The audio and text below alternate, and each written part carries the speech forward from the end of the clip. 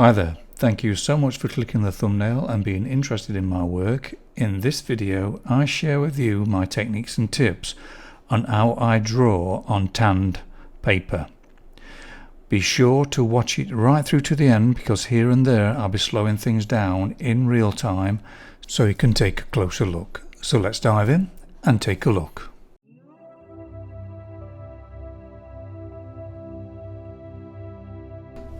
Right, just thought I'd just give you some idea of what materials I've used. Now this is Strathmore toned tan paper, 400 series, amazing paper.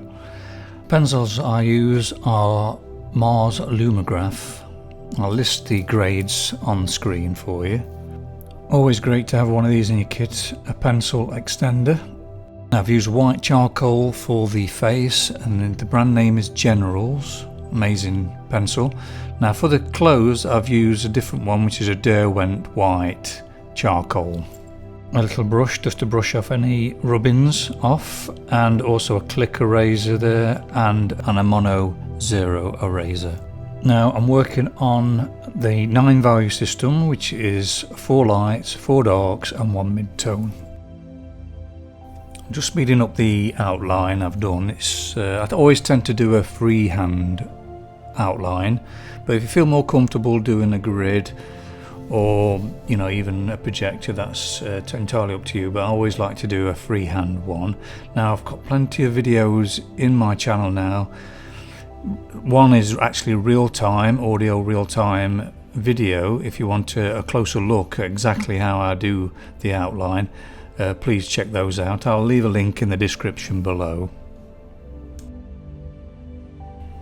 Now the best thing to do is to stand in front of your easel looking at your reference image and really taking the time just to be aware of the energy, to open up and connect to the actual soul of the reference image. And then from there you'll get a feeling to start, and where I normally start is working on the darks, the extremes. So I get the darks in the darkest darks and the lightest light. Now I'm drawn to the eyes on this portrait, so I've started with the eyes and just getting that sort of balance to start with. What I prefer to do is to start off with the HB and then go darker and darker as you move along.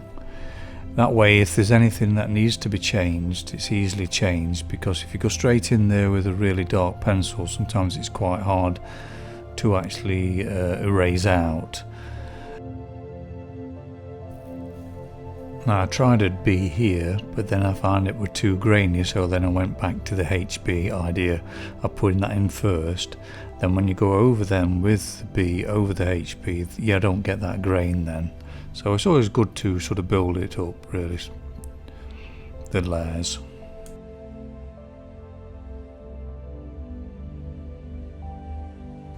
There's a bit of real time just to show you how I'm building the layers up, one after two. Instead of pressing on really hard to try and get that dark colour, I'm putting a layer over top of layer.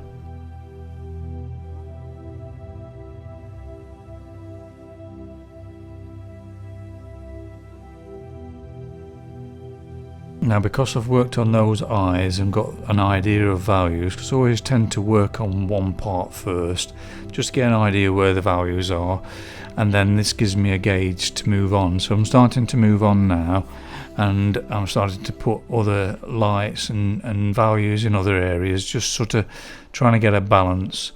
So just working, maybe I'll probably work on this ear now, try and get that something like, before then I move on to something else.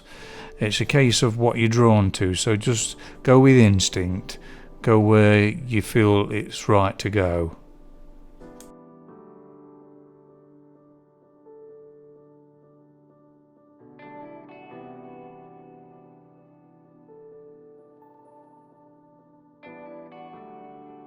Now I keep doing a little bit of real time for you, just give you an idea of what I'm doing. Now you'll find with this tan paper it's slightly different to the grey. I find the grey a lot easier to do, because obviously if you mix that graphite in a white, sometimes you get like a grey colour mix with it, which you can notice a lot more on the tan surface, but on a grey surface it just melts into the paper colour. So with this you have to be a little bit more careful with how you apply the white first and then use the pencil over the white. So if you've got an area which is like glowing, sometimes it's a good idea to put your white in first and then just put a very light pencil like a 2H or H over the top, cross hatching, and then that whiteness will come through then. But it takes a little time to develop this technique. You just got to keep patience and work on it. You can always erase it and start again, but you just got to be very delicate with it.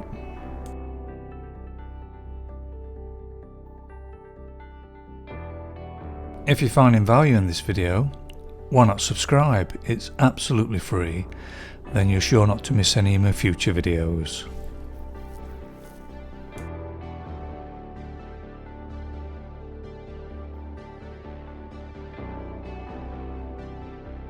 Here to get cracking with the hair, because it's a darkest dark, before I could judge any of the other values, so I thought it best to get that really dark area in the hair, a part of it anyway, before I can start judging the skin tones more correctly.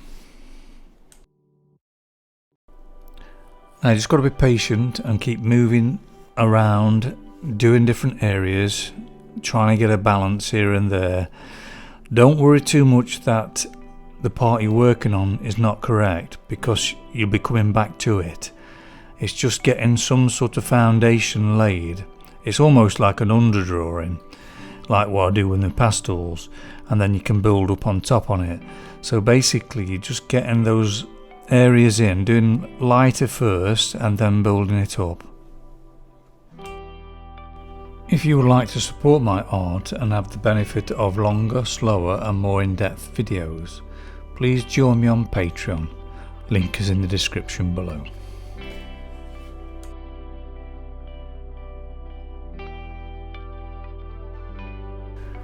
Now I just laid in the H pencil there, so now I'm going over now with a white into the area that I've raised out. So you clean away any graphite and then you lay your white in that area.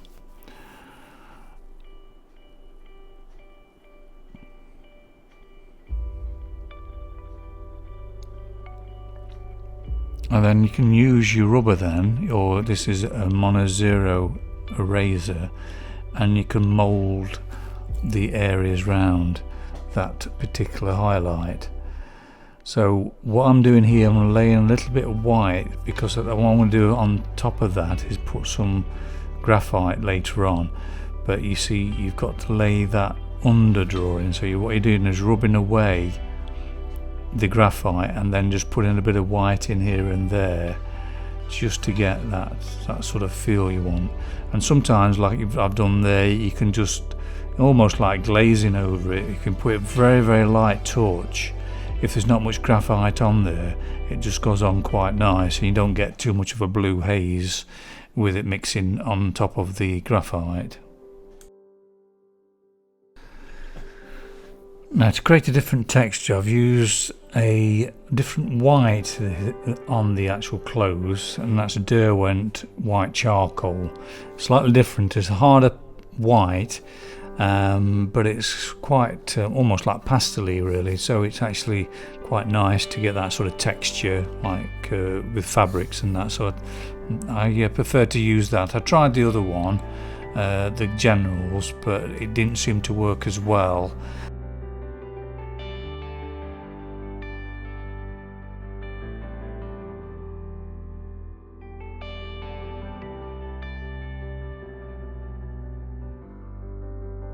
And this part of the drawing I decided to actually crack on and get the clothes in there somehow.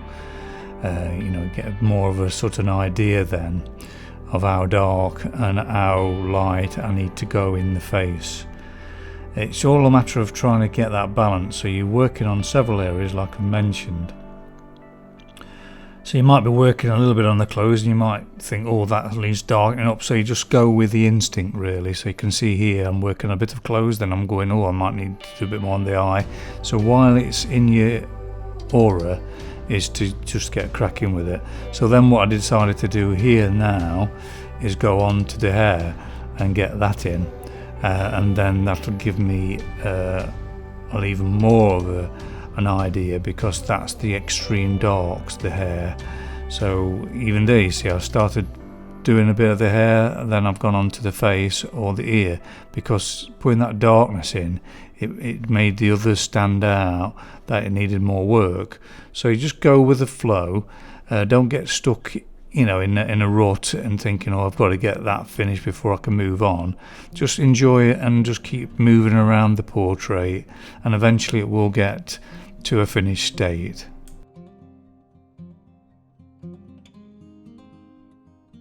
If you're enjoying this video, why not give it a like and share it with your friends? It will mean so much to me, as this will help the channel to grow. Now here's a little bit of real time, just showing you how I got the hair in and how I mapped it out. So a case of working with a B pencil there first, just mapping it all out like I normally would do, getting comfortable where things are, and then you can actually go darker. See, at this point it's very easy to erase, so I could use me mono zero eraser to map out as well, so using that as a drawing tool. But at the moment here I'm just laying in that B pencil, getting a feel for where things are, and then just going with the flow really.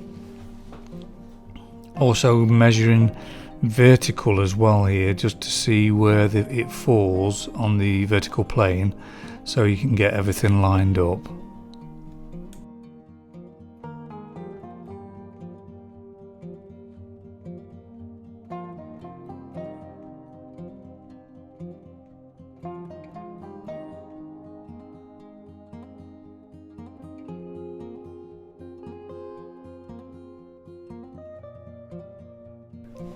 Just showing you here how you can use the mono zero eraser as almost like a blending tool. Instead of using those paper stumps, you could actually use this, because you can actually put a bit more pressure on to lift some of the graphite out, or very light pressure if you just want to sort of blend things. So it's a very sort of useful tool to have. It's very versatile. Not only is it used for very fine lines, but you can do quite big blocky areas by just getting that subtle texture.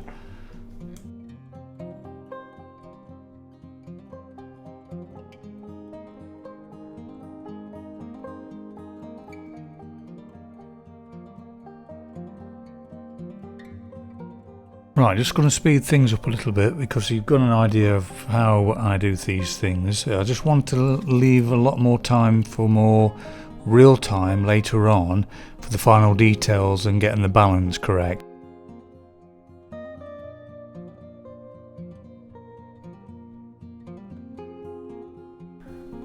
Now throughout this portrait, my approach is to keep the heart open,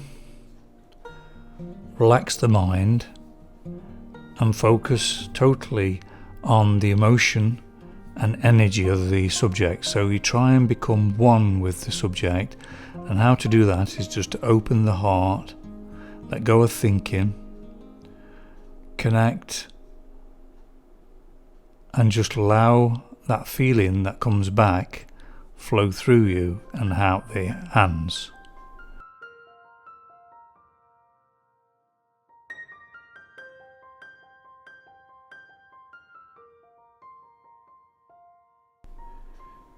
For longer, slower and more in-depth videos, please join me on Patreon. Link is in the description below.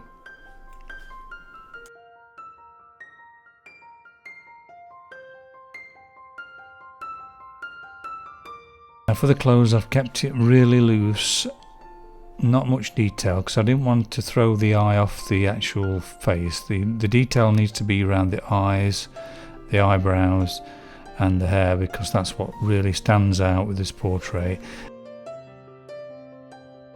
Now when you start to do the final balancing, it's best to sort of go away from the portrait for a while and come back with fresh eyes. And what I noticed that my eyes was too large on the portrait, so I needed to be reduced slightly. Now I saw this while looking in the mirror. I took a photograph on my mobile phone, seeing what it looks like from a different sort of angle, trying different things, turn it upside down, have a look at it that way. And that's what's quite nice when you do freehand as well, because things are emphasized. If you're focusing on like a part of a portrait that stands out, you tend to draw that slightly bigger and you don't realize you do, which is a good thing really, because it makes it a unique drawing rather than an exact replica, because you know it's a piece of art really. It's your interpretation. So I've kept them slightly, they are slightly still too big as regards to the size of the reference, but I thought it just helped. It's only very slightly now, but it's still there, but I think I've got to go with my instincts. I'd made them slightly bigger anyway, so I just kept that in, but just reduced it a little bit because I felt it needed it.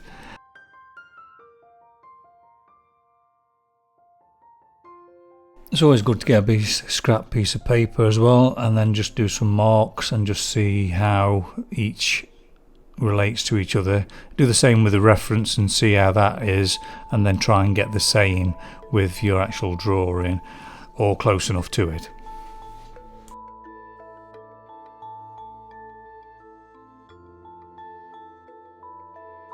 These final stages of the drawing is you are aware of values and edges.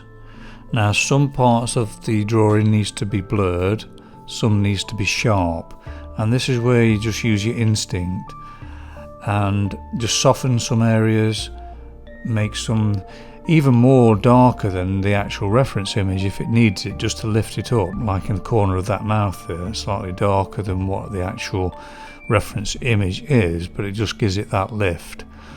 So it's a case of just being open and keep trying these different things and try and develop the overall feeling and balance to the drawing. Here's the portrait at the correct angle. Thank you so much for watching the video so far.